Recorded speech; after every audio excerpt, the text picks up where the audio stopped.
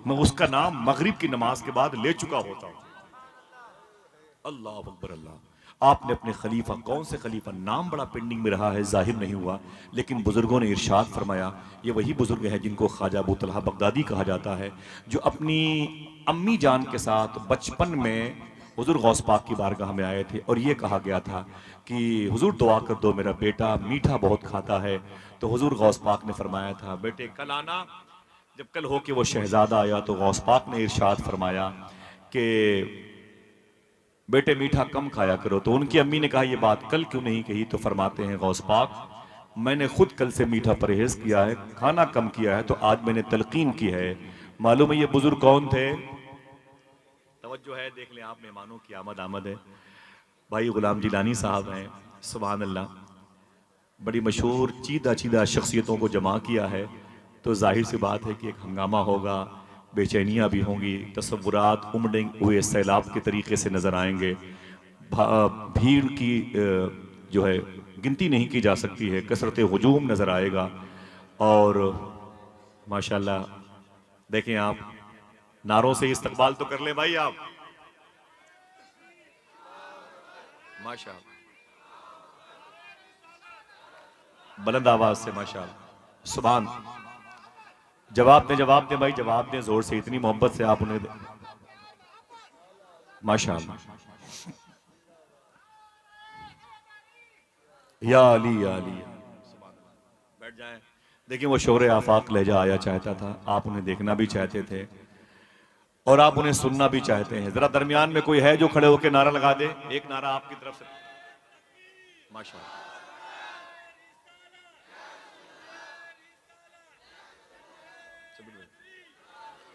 भाई भाई इजाजत दीजिए, इजाजत दीजिए, माशाल्लाह जुलूस, सुभान अल्लाह। बैठ जाएं आप सब, बैठ जाएं, माशाल्लाह। सब लोग बैठ जाएं भाई, बैठ जाएं। गुलाम जिलानी भाई अपने मेहमानों की गुलपोशी फरमा रहे हैं। हुजूर सैयदना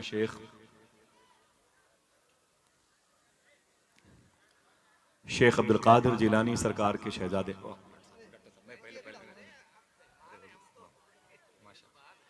बहुत बहुत मुबारक हो माशाल्लाह। गुलाम जिलानी भाई ने देखे हैं एक बड़ी कायनात जमा फरमाई, पूछी बोले लब्बैक या रसूल अल्लाह। थोड़ी सी आदत जो है वो खामोशी से बात करने की है, वो लोग हंगामा चाहते हैं, तो हंगामे के लिए भी इंतजाम किया गया है ना भाई। मुसल्ले रखते हैं, सहबाओ जाम रखते हैं, फकीर सब के लिए इंतजाम रखते हैं माशाल्लाह। यहाँ सारी चीजें हैं, सारी चीजें, बस बैठ तो जाएं आप। एक नात का शेर पढ़ दूं अगर आप सुभान अल्लाह कहने का बाद कोई बोलेगा सुभान अल्लाह।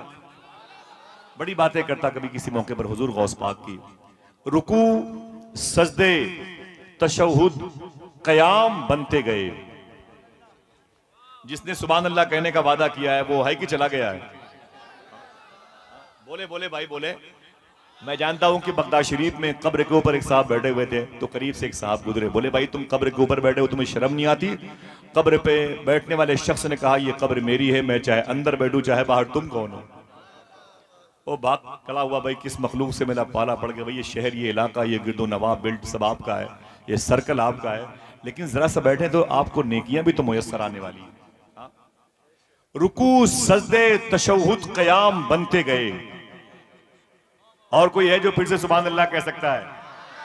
रुकू सजदे तशहुद कयाम बनते गए और हुजूर चलते गए और निजाम बनते गए। रुकू सजदे तशहुद कयाम बनते गए, हुजूर चलते गए और निजाम बनते गए, और निजाम बनते गए। और जो लोग पुश्तों से कुछ भी न थे सिवाय गुलाम, दरूद पढ़ते गए और इमाम बनते गए।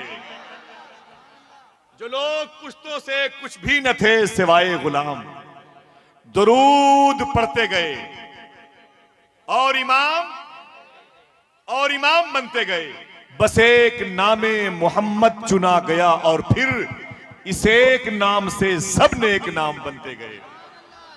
देखें अल्लाह के नबी के शहजादों की तरफ से ये इनामात आ रहे हैं, आपको नहीं, आपको तो अपने पैरों की मिट्टी मुझे देना है ताकि मेरी कब्र मेरी तदफीन के वक्त वो काम आ जाए। मुझे सारी नेमतें तो इनसे वसूलनी है। वो शायर ने कहा रसूल पाक के प्यारों से भीख मांगते, रसूल पाक के प्यारों से भीख मांगते हैं, ये बेसहारे सहारों से भीख मांगते हैं। रसूल पाक के प्यारों से भीख मांगते हैं, ये बेसहारे सहारों से भीख मांगते हैं। उन्हीं को मिलता है अल्लाह के खजानों से जो सैयदा के दुलारों से भीख मांगते हैं। जीते रहिए माशाल्लाह। अहले बैत से मोहब्बत करते हैं तो नारे भी लगा दे, नारे हैदरी, जरा हाथों को उठा के नारे हैदरी, नारे हैदरी। रसूल पाक के प्यारों से भीख मांगते हैं, ये बेसहारे सहारों से भीख मांगते हैं। उन्हीं को मिलता है अल्लाह के खजाने से जो सैयदा के दुलारों से भीख मांगते हैं। और बस एक अली को जो छोड़ा, करते हुए रसूल पाक के प्यारों से भीख मांगते हैं, ये बेसहारे सहारों से भीख मांगते हैं। उसी को मिलता है अल्लाह के खजाने से जो सैयदा के दुलारों से भीख मांगते हैं। बस एक अली को जो छोड़ा तो ये हुआ नुकसान, गली गली में हजारों से भीख मांगते हैं। बस एक अली को जो छोड़ा तो ये हुआ नुकसान, गली गली में हजारों से भीख मांगते हैं। और जिन्हें तबस्सुमे असगर ने कर दिया जख्मी, वही तो है जो इशारों में भीख मांगते हैं, वही तो है जो इशारों में भीख मांगते हैं। रसूल पाक के प्यारों से भीख मांगते हैं, ये बेसहारे सहारों से भीख मांगते हैं। अल्लाह का शुक्र है इस वक्त महफिल पर जो रंगो आहंग बरकतों का, रूहानियत का गलबा है वो इन उलमाए किराम के तवस्सुल से है।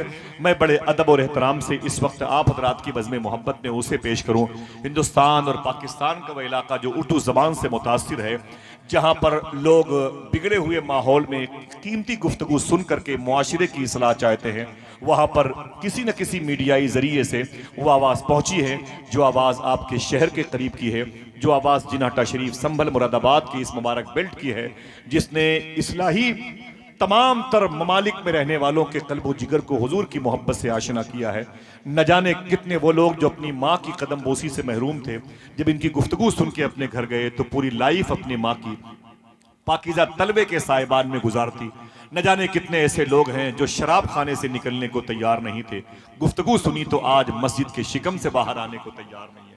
न जाने कितने ऐसे लोग हैं जिनको नमाज रोजे से इस कदर गफलत थी कि उनकी पहचान बेनमाजी की हैसियत से हुआ करती थी, लेकिन हुजूर गौस पाक के इस शहजादी की गुफ्तगू ने उनको सड़कों पे, चौराहों पर और बेआबान में, जंगलों में भी मुसल्ला बिछा के रब को याद करते हुए देखा गया है। ऐसी गुफ्तगू की ज़रूरत पूरे हिंदुस्तान में थी। बड़े बड़े डॉक्टर से, बड़े बड़े इंजीनियर से, बड़े बड़े वकला और बड़े बड़े जज हजरात भी आज उनकी तकरीर को सुनते हैं। यही नहीं, ये खुशखबरी भी आप सब के लिए है कि उनकी गुफ्तगू को सुन करके न जाने कितने गैरों को भी अल्लाह ने कलमा पढ़ने की तौफीक अता फरमाई है। आज हमारे हिंदू बरादरान भी उनकी गुफ्तगू को समात करते हैं और मैं उनके लिए दुआ करता हूँ अल्लाह उनको भी इहदिनस सिरातल मुस्तकीम पे चलने की तौफीक अता फरमाए। वो मजहब नहीं बताते जो हमारा खुद साख्ता है, वो गरीब नवाज का लाया हुआ इस्लाम बताते हैं। वो इस्लाम कैसा था कि अजमेर शरीफ में अगर कोई हिंदू शख्स की लड़की जवान होती तो उसकी शादी की फिक्र उसके बाप से ज़्यादा गरीब नवाज को रहा करती थी। मुझे ये इस्लाम सिखाया है इन बुजुर्गों ने।